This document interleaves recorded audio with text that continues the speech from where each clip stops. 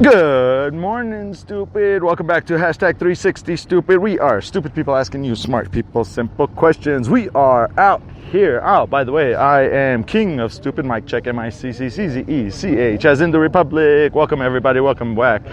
Man, we are hitting over 4,500 plays so far. That's amazing. Welcome back, one and all. Check it out. So I'm out at the Bonneville Salt Flat Speedway. This is where supercars come, super motorcycles, super vehicles come to super race. You hear the thunder, you hear the storm, that's them right now warming up, getting ready. I saw some vehicles doing over 245 miles an hour. Holy smokes. I personally took my truck out, of course, left the RV and did over 100. Clocked at 103 on the meter. 103. Man, I was scared.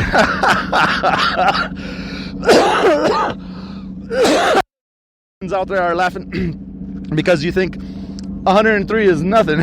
For this fat guy, shit, 103 was scary as hell, especially my diesel Ram 1500 Eco with the Fiat engine. That's right, 3.0 liters and 6 cylinders. Oh my God, you should see these vehicles. Amazing vehicles. So what I'm going to do is I'm going to walk around, just going to hit pause, walk around and try and catch some people and interview them and ask them about their racing. Man, it's loud as thunder up in here. Welcome back, everybody. I am here with a crew member of Ed Rink. Ed Rink. This is a fantastic vehicle. Yes. Did you, what part of this vehicle are you? So we helped him, the engine was actually apart when we started this year with him, and I helped him assemble the engine. We put it in, had to change the rear end gears and then kind of reassemble it, realign it, and get it back out here. So. And so you're a crew member, yes. Which means you don't drive. I don't drive. No, never driven here. So. Do they let you drive, or do they let you sit in the cockpit? Is it called cockpit? Or? Oh no. Well, you can sit in it, but no, I've never driven it. We're going to go in the push truck and see how it is. So first time I've been up to Salt. So very nice. Came here a month ago just to watch, and now we're getting to see what it's like to work. So what do you guys? Where do you normally go?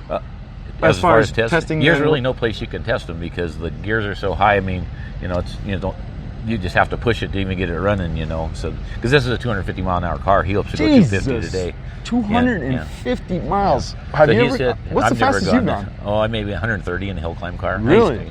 Wow, good for you. Yeah. I got my RV in my truck and I separated and took my truck out and I did 103 and I was like terrified. Yeah. It's a diesel 1500, But I was like, holy smokes! So. Yeah.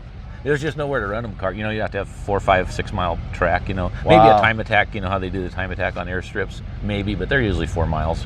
Yeah. So. Very nice. Very nice. He set a record in 16 in it, so the record goes back and forth. So he wants to get a record again. So. Wow. So. And how did you get in touch with? How does somebody become a friend of his or a cousin of his, Carl back here? I'm friends with him, and they just needed some hands, some help. So we all started working on it. We all like race cars and street rods, and you know how it is. Yeah. All together. Beautiful motorheads vehicle, are motorheads, right? Don't matter what it is. You believe it, man. So everything is new on this, or did you just rebuilt? Just went through it. Okay, so the motor was new. That's pre-made. You guys didn't do that. No, we didn't do it. We just he thought he possibly had a bearing problem, so we put new main bearings, rod bearings, and then we put it all back together. Very nice. So just to make sure everything was right. So very good. Thanks so much. Yeah, my name is Tom. Tom, nice to meet you. Oh, actually, I'm on the mic. On the mic, I'm called Mic Check. Oh, okay. MICCCZECH. Okay. Thanks so much. We appreciate your time. I'm going to talk to your driver now. Okay. I'm here with Ed, the driver of this amazing vehicle that I just interviewed your crew, and he gave me some ideas on how it works. How long have you been driving, sir? 20. This is my 19th year out here. Wow. What's the fastest you've gone personally? 248. Jesus. In the Roadster, that one. Oh my gosh. How's that feel, sir? Light. Yeah? Well, they're bricks. They're not very aerodynamic. Oh. And it's got about every aero thing that you could do. They need to move the car up here. Yeah. So where'd you go? Do you mind if I ask you your age, sir? 77. Holy mother Jesus, you look fantastic. Is it because you go so fast? Because physicists believe if you have to take a call? Go ahead. If you have to. So physicists have this idea, if you go faster in your life, generally speaking, you live longer. Oh, really? Yeah, it has to do with time and light and speed and all these types of things. Do you feel that? Do you think you live? Because I mean, I've driven fast cars for top fuel dragsters, everything else, and I can't remember in what year I started doing the Bonneville car. Come move the truck up. Oh, there they are. Never mind. Okay. You can walk up here with me. Oh, okay. I can just stand right up here. So,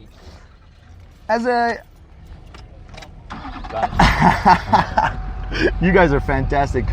Were you part of building the machine? Yeah. So you're part of everything. You're not just the driver. Because I noticed some drivers are just drivers. They actually might not even know how to start their vehicle. Well, I had just had an operation earlier in the year, and if it wasn't for these three guys here, the new helpers, I would have never had the car ready for this race at all. So it's your car?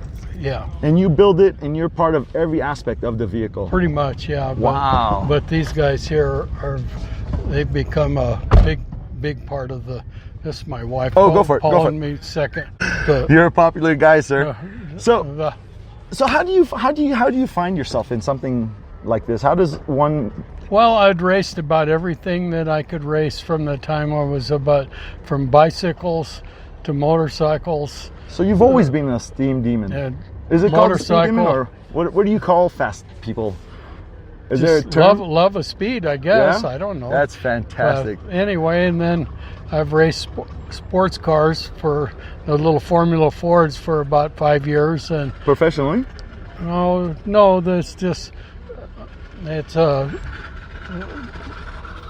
group of guys, the SCCA, Sports Car Club of America. It's all amateur racing, nice. But it's. Have you ever done professional? Have you ever been paid? So you basically do this. I take that back. When I was running my top fuel dragster, I got money for racing the car. Which basically means somebody sponsors you, right? I mean, you're not getting money from the ticket buyers to go watch you. You're getting money from the sponsors who pay for the vehicle, give you some money. Is that how it basically works? Well, they have. In dragster, they had round money. If you qualified, you got X amount of money. For every round you got, it went up until the winner got. And then if you had a bunch of decals on your car, the things that you use, they give you contingency awards, sometimes $400 or $500 worth of, they'd send you products or send you checks or whatever. But and is that something you have to shop around for? Is that something people come to you and go, wow, I want mine? Okay. A little of both. Fascinating. Yeah. Sir, it's an absolute pleasure. I wish you the best safety and the best. What is this called? It's not called drag racing. It's called land speed racing. Land speed racing. Amazing. Yeah, it's just, there's not racing anybody. You're just racing to see how fast you can go. Right. Yeah. In my top fuel dragster, I retired in 1981. I won the last race in Denver that they had in there. It was the first time I ran. I was the third car in Denver at altitude that ran in a 5-second zone, and I ran 595, 246 in a quarter of a mile, and then I retired. Jeez. Mainly because I coached and my kids weren't particularly interested in race cars. They were more into sports. So to keep the family together, I elected to do this. And when they were gone, and it would be 2001, I guess, I built the first Bonneville Roadster that I had, and I've been out here 19 years since. Wow. There. That's fantastic. What does this do to your body? I mean, I can't imagine it's like sitting in a luxurious car and just rolling down the street. You're not in there long enough to even remember. I understand. That. Because it's how much time are you actually in the vehicle from start to go and to stop? Well, you race from the starting line to the last cone is 5 miles. They time you at the 2 1/4. They time you at the 3 mile mark, and the 4 mile mark, and the 5 mile mark. Then they give you another clock 100 yards past the 5 mile to see if your car is still accelerating. If you, then you can kind of adjust your gear ratio if you elect to do so. My car is pretty much at 9,200. It's 248 miles an hour. At 9,400 is no C-Gas Roadster's ever gone over 250, and I went 248. Holy smokes. And if it's got traction, I'll go over 240. I'm usually going over 240 at the 4 mile mark, and if it gains about 10 miles an hour between each mile. Wow. So That's amazing. If it keeps going, it goes 9,400. It's 252, 253. That's amazing. Yeah. So I'm anxious to see what it's going to do. I just hope. The track is really hard, but it's bumpy. And when it's bumping, sometimes I've got shock absorbers on it, so that's the best deal. If some of these guys got solid suspension on their, I noticed that. And then it goes, when the tires, you can hear them go, oh, you know, because the tires are trying to lose traction. Yeah, it's amazing. We'll see what it's doing. All right, sir. It was a pleasure. Thank you very much. This is Mike Check signing off with Ed. Thank you so much again for the interview, sir.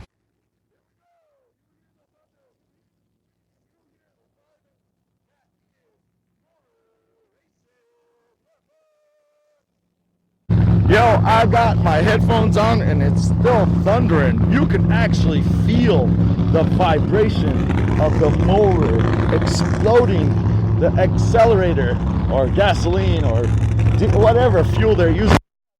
What kind of fuel, Eddie? Smokes. You hear that? You feel that? That right there is speed racing at its best. That's right, ladies and gentlemen. It's amazing out here. And all other genders, benders, of course. You are everybody's welcome here. All right, let me go talk to these amazing travelers. Oh, this couple, I think. Oh, no, did they move? They're gone? No way. There was a French couple here literally traveling from Canada, across Canada, down America, across America, and through Central America and South America. Amazing.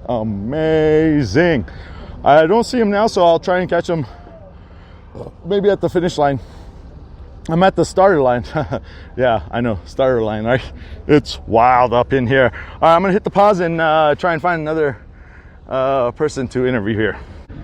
I am here with Bruce and this amazing vehicle. Bruce, you are a crew member, sir? I am. I take care of the data acquisition on the car. Data acquisition? The computer. You have to have a computer with some machine like this, Absolutely, don't you? Yeah. Wow. It looks like a rocket. We're on the podcast, so nobody can actually see this amazing vehicle. Is it a rocket? No, it's not a rocket. No. What kind of fuel does it use? It uses methanol. It's a big block Chevy with 2 turbos, probably making 2,800 horsepower. Holy mother. So last year, we ran 417 against a 423 record, I think. Wow. So we're really close to the record. Which is? 423. Holy mother. What's the fastest you've gone personally? 120 maybe. I don't know. You know, before I arrived here, I separated my RV with my truck, and I just got a 1500 diesel, and I was on the sand dunes, and I did 103, and I got to tell you, I was scared, man, because I mean, there's no one around. It's a flat road, but you're still going pretty damn fast. Yeah, we had tested this car on a dry lake bed in Nevada, and so we were the only ones out there, and we had a good 7-mile course. So very nice. You know, don't tell the rental car company, but we had a good workout. Very nice. So it's got wings. It's aerodynamic. Is it flying? What's the difference between flying and we're actually creating downforce rather than lift. So you want to keep traction, so you can stay on the ground. Because even though we've got 6 or 7 miles here, it's still for cars that are high horsepower like this. it's still not really a top speed event.